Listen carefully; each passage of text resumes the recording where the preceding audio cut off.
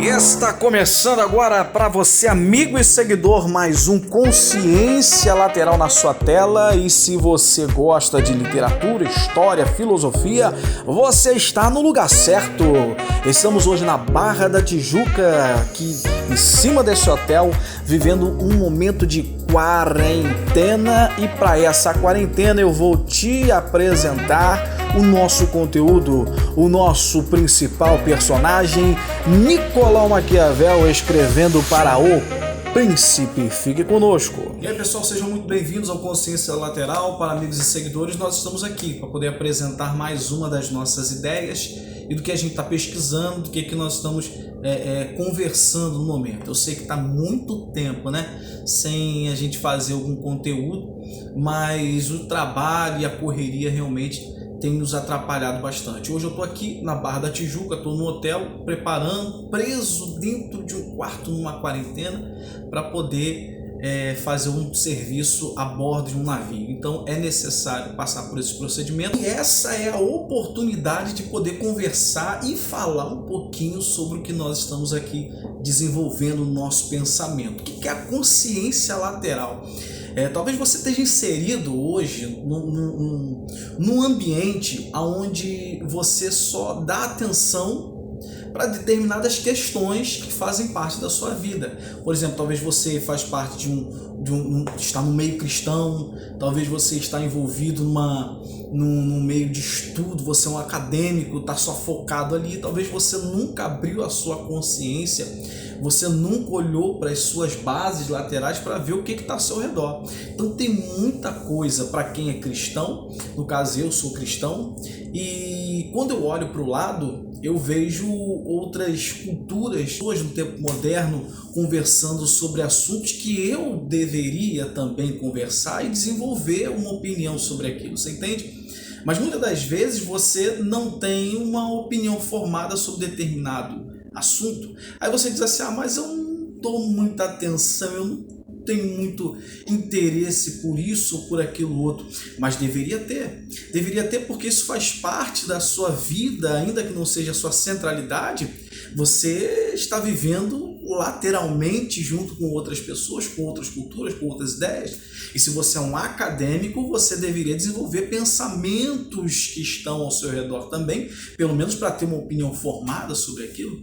Então é nesse intuito que nós montamos esse canal. O canal ainda não estava muito do jeito que a gente queria realmente apresentar, até porque no começo a gente espera uma coisa e sai outra, mas enfim, uma hora vai chegar lá, vai chegar no padrão que a gente quer.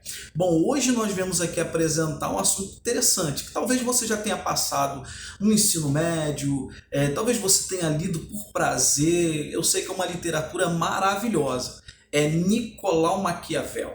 Você já ouviu aquela frase que diz assim, os fins justificam os meios? Você sabia que Nicolau Maquiavel nunca escreveu isso literalmente?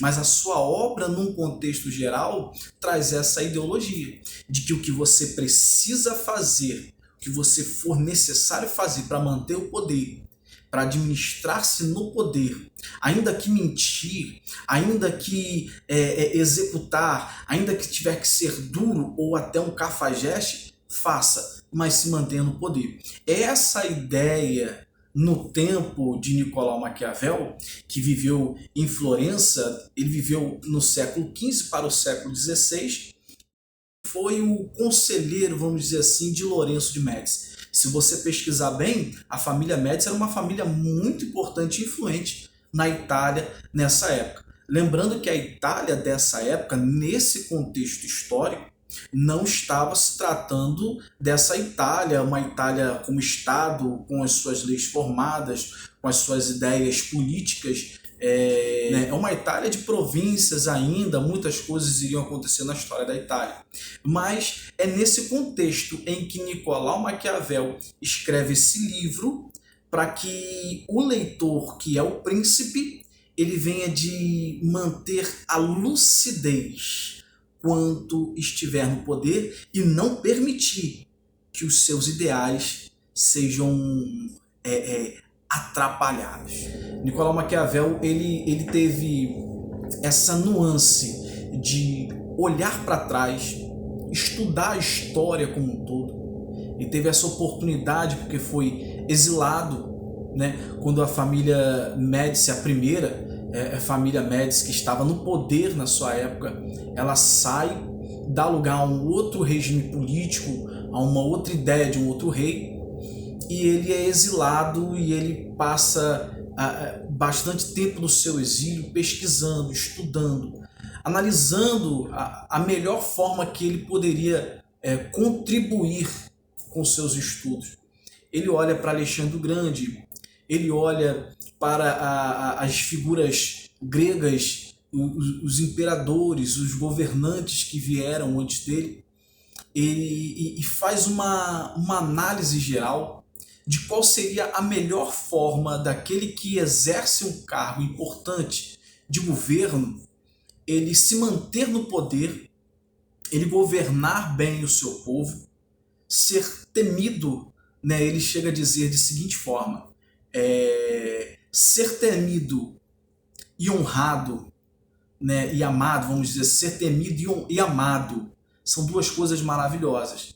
Mas não podendo ter as duas e tendo que escolher, é melhor ser temido. Importante lembrar também que Nicolau Maquiavel ele recebe uma alcunha de mau caráter, sabe, de ardiloso, de peçonhento, tudo porque talvez não compreenderam melhor as ideias de Nicolau Maquiavel. Eu acho que o leitor ele precisa ser transportado para a época em que Nicolau Maquiavel estava vivendo, né? Épocas de guerras, épocas de tomada de poder, épocas de traição, onde as questões da corte estavam muito expostas à sociedade daquela época e sempre tinha uma manipulação de outros meios que pudessem levar ao governante a talvez perder a coroa.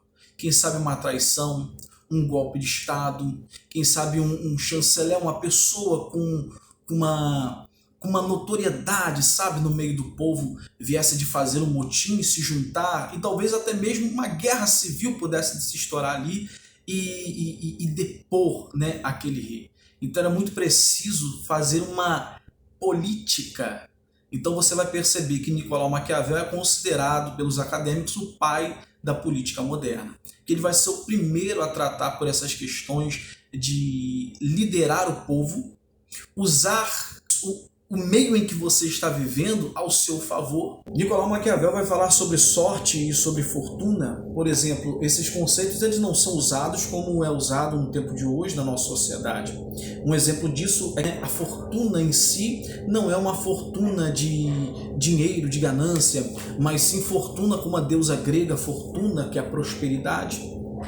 É o conceito literal que Maquiavel vai utilizar. Lourenço, ele precisaria, se ele quisesse se manter no poder, quiser ter um governo forte, ele precisaria conquistar. Então, como conquistar? Que era preciso manter um consenso moral, era a época onde o cristianismo ele estava numa influência muito grande dentro da sociedade, então as pessoas tinham na sua cabeça o foco do bem fazer, né? Fazer o bem, olhar para o próximo, talvez com amor, com um pensamento mais virtuoso.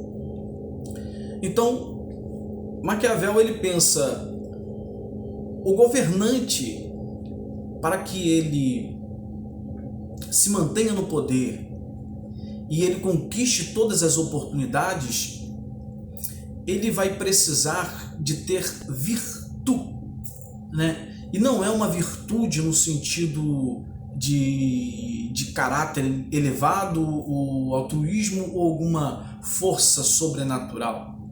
A virtude é a capacidade de pensar fora da caixa da moralidade social. Porque se o governante ele estiver preso nas ideias que foram marcadas no caráter dele, na sua infância, no seu convívio com a sociedade, se ele estiver preso, o seu comportamento estiver preso a um comportamento popular, ele nunca vai conseguir atingir seus objetivos. Dois elementos primordiais: sorte e virtude. Sorte no sentido de fortuna, que é a oportunidade, né?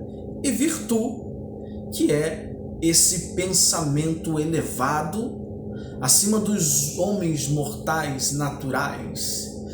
Ele precisa ter aquela mentalidade de semideus, né? Pensar fora desse universo para fazer aquilo que ninguém mais faria.